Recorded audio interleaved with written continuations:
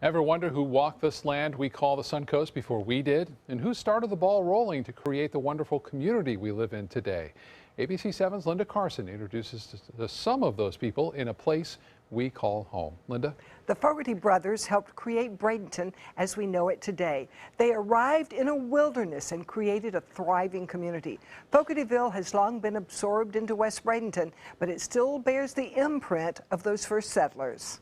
In 1865, as brothers John and Bartholomew Fogarty, successful shipbuilders from Key West, sailed down the Gulf, they ran into a storm. And they ran out of food, and they needed food. So they came up the Manatee River, and this was on a boat called the Grover King.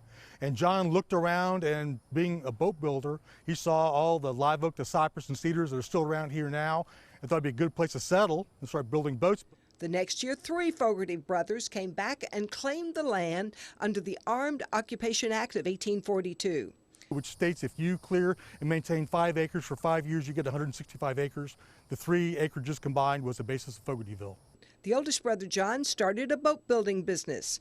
He owned the store, he owned the shipyard, he owned the property, and he built homes and rented them out or sold them.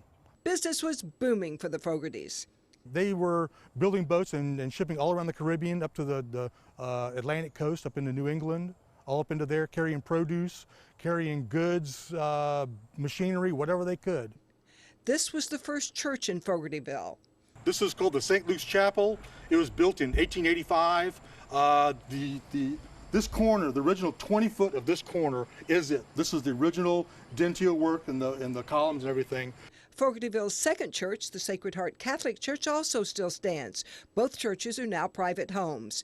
Bradentown, a small hamlet nearby, began to outgrow Fogartyville.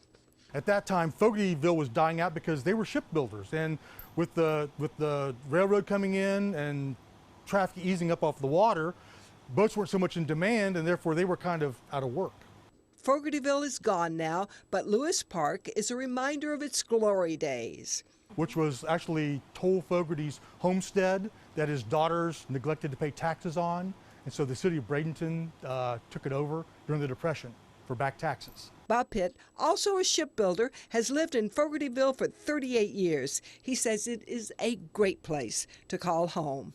I love it. It's close to the water. We're at 14-foot elevation, so we're not really too concerned about a flood right here.